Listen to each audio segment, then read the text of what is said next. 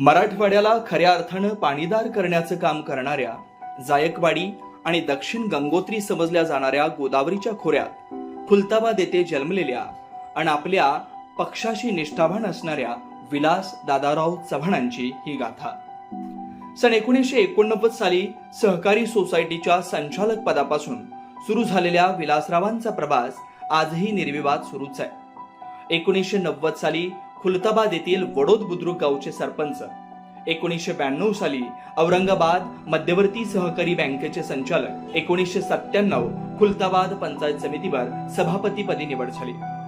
पंचायत समितीमध्ये केलेल्या कामाची पावती म्हणून जनतेने त्यांना जिल्हा परिषद पदी निवडून दिलं. याच कार्यकाळात सहकार व कृषी क्षेत्रात काम करत असताना विलास चव्हाण 2003 साली जिल्हा दूध उत्पादक संघावर संचालक म्हणून निवडून आले आणि त्याच वर्षी दूध संघाचे उपाध्यक्ष म्हणून काम करण्याची त्यांना संधी मिळाली.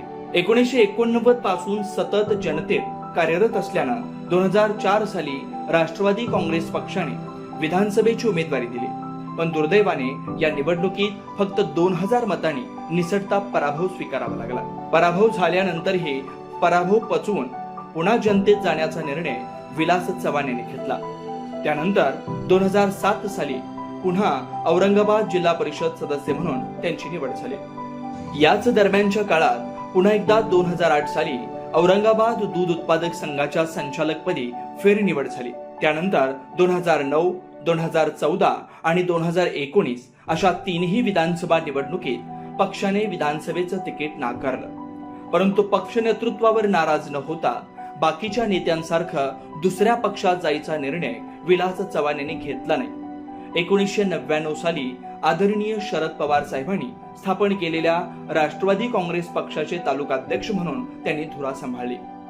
तालुकाध्यक्ष पदावर काम करत असताना स्वतःसह 2 उमेदवारांना जिल्हा परिषदेवर तर 4 उमेदवारांना पंचायत समितीवरती निवडून आणत औरंगाबाद जिल्ह्यात नवख्या राष्ट्रवादी काँग्रेसचा झेंडा फडकवला. 2009, 2014, 2019 या तीनही वेळेस पक्षाने निवडणूक लढण्याची संधी दिली नसली तरीही माननीय शरद पवार साहेबांच्या नेतृत्वाचा सन्मान करत संघटनेमध्ये काम करत राहिले.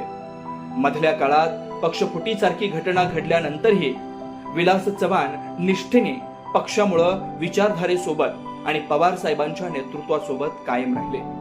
म्हणूनच पक्ष नेतृत्वाने प्रदेश कार्यकारिणीसह बुलढाणा जिल्ह्याची निरीक्षक पदाची जबाबदारी सोपवली. अशा निष्ठावान कार्यकर्त्याचा सन्मान ठेवत यंदाच्या निवडणुकीत पक्ष नेतृत्व नक्कीच सन्मान करेल अशी खात्री आहे.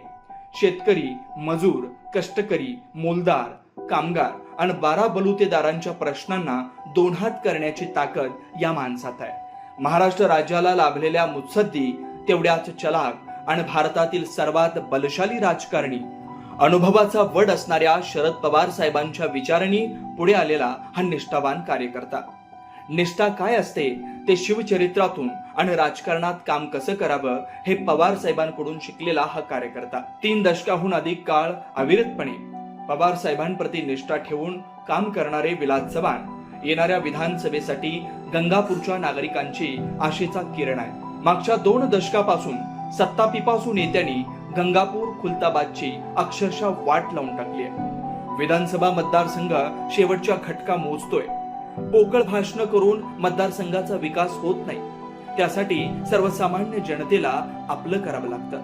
खुलताबाद विधानसभा मतदारसंघात सध्याचं चित्र पाहिलं तर महाविकास आघाडीसाठी पोषक आहे. तसेच या विधानसभा मतदारसंघात राष्ट्रवादी आणि शिवसेनेला मानणारा निष्ठावंत मतदार वर्ग मोठा आहे. गंगापूर खुलताबाद मतदारसंघात विलास चव्हाण यांचा जनतेशी दांडगा संपर्क असून खुलताबाद तालुक्यात भूमिपुत्र असलेल्या विलास चव्हाण यांना मानणारा मोठा वर्ग आहे. त्यामुळे खुलताबाद तालुक्यात महाविकास आघाडीचं एक गठ्ठा मतदान विलास चव्हाण यांना मिळेल असं सध्याचं चित्र आहे. सध्या मराठवाड्यात मराठा, दलित, मुस्लिम समाज महाविकास आघाडीच्या बाजूने उभा आहे. म्हणूनच शिवस्वराज्य यात्रेच्या माध्यमातून दोन्ही तालुक्यातील नागरिकांमध्ये शिवविचारांचा प्रसार करून जनतेच्या मनात घर करण्याचा उपक्रम मोठ्या उत्साहात सुरू आहे. सत्ता मिळालीच तर जनता जनार्दनासाठी अविरत झटावं लागतं, पण उज्ज्वल भविष्याकडे झेपावत असताना भूतकाळात रमायचं नसतं हाच विचार घेऊन पवार साहेबांचा ढाण्या वाघ विलास चव्हाण गंगापूर खुलताबादच्या जनतेच्या सेवेसाठी पुन्हा रणांगणात उतरतोय. एक नवी ऊर्जा, नवी आशा, नव्या आकांक्षा आणि नव्या ध्येयासह येतोय. आपली साथ असू द्या. संधी साधू स्वार्थी राजकारणात निष्ठावंताला साथ देऊया.